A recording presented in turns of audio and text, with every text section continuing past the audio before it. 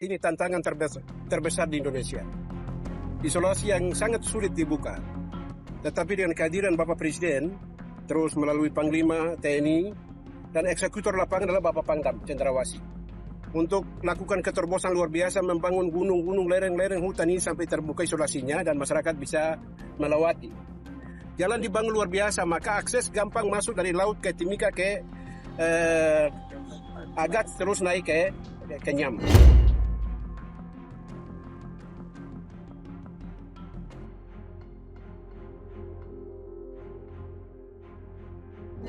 Provinsi Papua merupakan provinsi dengan wilayah terluas dan potensi kekayaan alam yang melimpah, baik pertambangan, pertanian, kehutanan, sektor kelautan, dan perikanan. Potensi besar ini harus betul-betul dimanfaatkan sebesar-besarnya untuk kemakmuran rakyat dan guna mendongkrak pertumbuhan ekonomi dan pemerataan di tanah Papua. Banyak pekerjaan-pekerjaan yang harus kita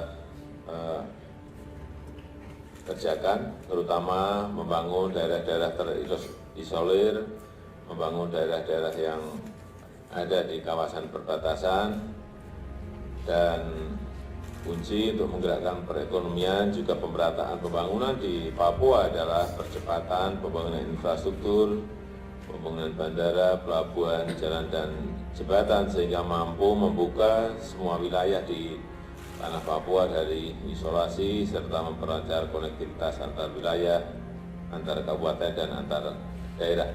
Menyampaikan terima kasih kepada Bapak Presiden, Bapak Panglima TNI Republik Indonesia, Bapak Pangdam Cendrawasih sebagai eksekutor lapangan, dan saya tidak membalas semua kebaikan dilakukan di wilayah gunung yang begitu tantangan berat, tetapi Tuhan yang akan menyertai, memberkati selama Bapak-Bapak bisa melakukan program yang luar biasa di gunung-gunung ini. Wilayah Papua saat ini semakin berkembang dengan pembangunan dan kegiatan ekonomi yang terus meningkat pesat. Hal ini tidak lain berkat pembangunan fasilitas dan infrastruktur yang dilakukan pemerintah di bawah komando Presiden Jokowi. Meski masih banyak kalangan yang menganggap masyarakat Papua tidak membutuhkan itu, namun Presiden Jokowi tetap teguh dengan komitmennya untuk memajukan Papua. Hingga detik ini Jokowi tetap melanjutkan pembangunan di Papua, salah satunya Jalan Trans Papua. Pengerjaan mega proyek pembangunan strategis di Papua dimulai dari Jalan Trans Papua ruas Jayapura Wamena segmen Elelim. Walaupun banyak menghadapi tantangan, tapi pemerintah terus fokus pada pembangunan proyek tersebut dan ditargetkan selesai pada tahun ini. Panjang Jalan Trans Papua dari Jayapura ke Wamena, yakni 575 km, melewati 2 kabupaten yaitu Kerom dan Yalimo. Jalan Trans Jayapura di Papua akan menjadi yang terpanjang di Indonesia. Kehadiran Jalan Trans Papua ruas Jayapura Wamena sebagai bagian dari jalan non-tol yang merupakan tulang punggung regional di Papua. Ruas Jayapura Wamena memiliki peran vital karena menyambungkan daerah pesisir dengan pegunungan. Dari Jayapura, kendaraan melintasi Kerom, Yalimo, hingga Wamena di Papua Pegunungan. Dengan pembangunan ini, hutan lebat, sungai, dan gunung tinggi yang biasa tampak dari pesawat kini bisa dilalui dengan mobil atau motor. Jalan Trans Papua benar-benar membelah perkampungan hingga hutan belantara di pegunungan. Untuk diketahui, percepatan pembangunan merupakan misi pemerintahan era Presiden Jokowi dalam rangka memajukan Papua. Jokowi selalu menegaskan tidak ingin ada perbedaan kemajuan antara Indonesia bagian barat dan timur.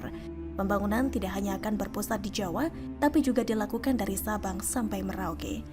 Meski pembangunan dianggap tidak mengedepankan konteks non-ekonomi seperti relasi sosial dan lingkungan hidup, tapi pembangunan Jalan Trans Papua telah berdampak positif pada peningkatan layanan dasar kesehatan dan pendidikan orang asli Papua.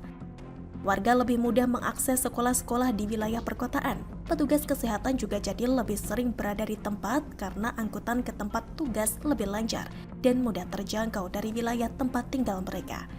Papua sebagai wilayah paling timur di Indonesia memiliki berbagai potensi yang bisa menjual dan meningkatkan APBD seperti pariwisata, hasil bumi, dan hasil tambang. Kekayaan sumber daya alam di bumi Cendrawasih diolah dengan sangat baik agar bisa memakmurkan rakyat. Pemerintah pusat juga mendukung dengan pembangunan infrastruktur sehingga mobilitas masyarakat dan proyek-proyek berjalan dengan baik. Pertumbuhan ekonomi di Papua terus mengalami peningkatan. Hal ini sangat bagus karena menunjukkan keberhasilan program kecepatan pembangunan untuk meningkatkan sektor perekonomian di bumi cenderawasih. Tidak ada lagi kesenjangan antara di Papua dengan daerah lain di Indonesia.